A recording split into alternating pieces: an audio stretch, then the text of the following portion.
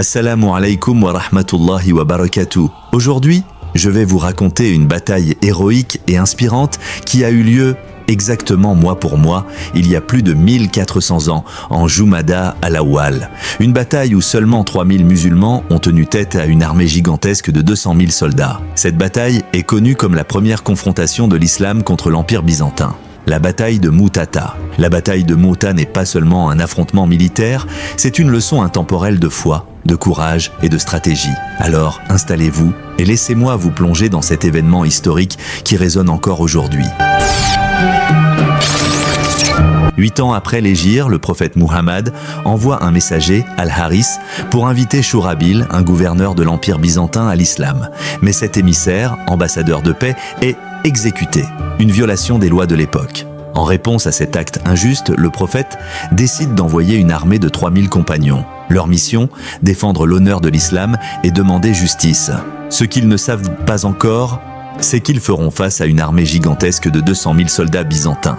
Le prophète les désigne 3 héros pour diriger l'armée: Zayd ibn Harissa, son fils adoptif bien-aimé, Ja'far ibn Abi Talib, son cousin connu pour sa bravoure et son ascétisme, et Abdullah ibn Rawaha, un poète au cœur rempli de foi. Lorsque le prophète Muhammad, paix et salut sur lui, désigna les 3 commandants successifs pour la bataille, un juif présent fit un commentaire sarcastique. Si cet homme est vraiment un prophète, alors ces 3 hommes vont mourir dans cet ordre précis. Il voulait insinuer que si le prophète prédisait correctement la séquence des événements, cela prouverait sa véracité. Mais son ton avait une pointe de moquerie. Omar ibn al-Khattab, radiyallahu anhu, connu pour son caractère fort et sa jalousie envers l'honneur de l'islam, réagit immédiatement. « Que la mort t'emporte, pourquoi dis-tu cela? Ce sont des hommes qui mettent de leur foi en Allah et ne craignent pas de mourir pour sa cause. » Omar voulait faire comprendre que les compagnons du prophète n'étaient pas des gens ordinaires. Leur motivation n'était ni la gloire ni la richesse, mais uniquement leur amour pour Allah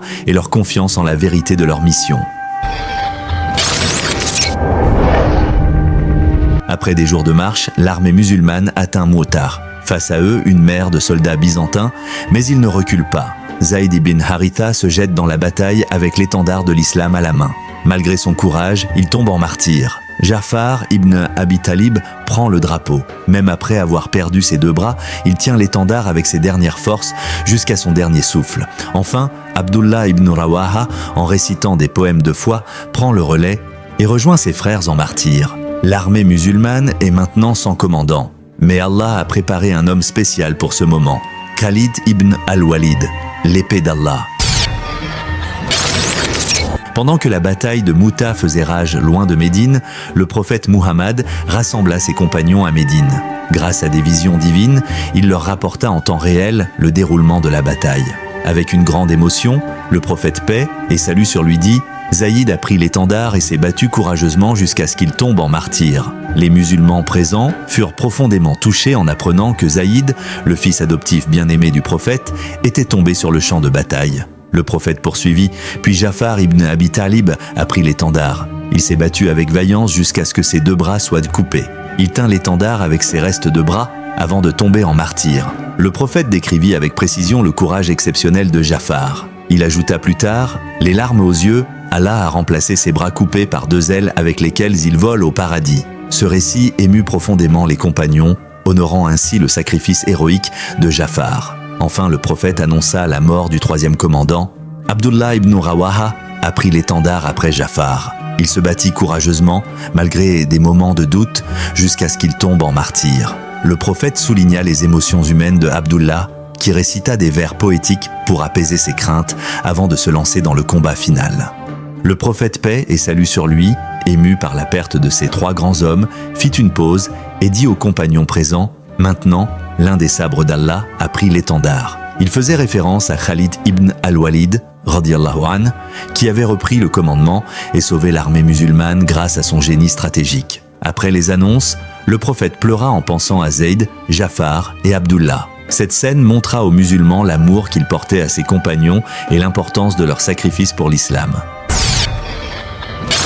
Après la chute des 3 commandants désignés par le prophète, Khalid ibn al-Walid prit le commandement. Il n'avait pas été initialement nommé chef par le prophète, mais les compagnons présents lui confièrent cette responsabilité en raison de son génie militaire. Khalid se battit avec une intensité incroyable pour protéger l'armée musulmane face à une force ennemie écrasante. Pendant cette bataille, il brisa 9 épées à cause de leur usage excessif dans les combats. Ce détail est rapporté dans les récits historiques et illustre non seulement sa bravoure personnelle, mais aussi la violence des affrontements. Finalement, après des combats acharnés, Khalid utilisa une épée de fabrication yéménite pour continuer à se battre. Bien qu'il ait démontré un immense courage physique, sa véritable victoire ne résidait pas seulement dans sa puissance au combat, mais dans sa capacité à organiser un retrait stratégique. Face à une armée de 200 000 soldats, il réorganisa les rangs musulmans, multipliant les manœuvres pour semer la confusion dans l'armée byzantine. Ce stratagème permit à l'armée musulmane de se replier en sécurité, évitant une défaite totale.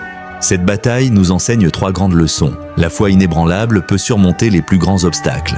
Le courage et le sacrifice des compagnons ont préservé l'honneur de l'islam. Avec la sagesse et la stratégie, même une petite force peut triompher d'une armée immense. Mes frères et sœurs, l'histoire de Mu'atata nous rappelle que face aux défis de la vie, il faut rester ferme et avoir foi en Allah. La victoire ne réside pas toujours dans les résultats immédiats, mais dans notre détermination à défendre ce qui est juste. Si cette histoire vous inspire, partagez-la avec vos proches, abonnez-vous à la chaîne et laissez un commentaire pour me dire quelles histoires vous voulez entendre ensuite. À très bientôt, Inch'Allah. عدا أسدكم خالد بن الوليد على أسدهم فغلبه على لحمه. عقمت النساء أن يلدن مثل خالد. الله أكبر. الله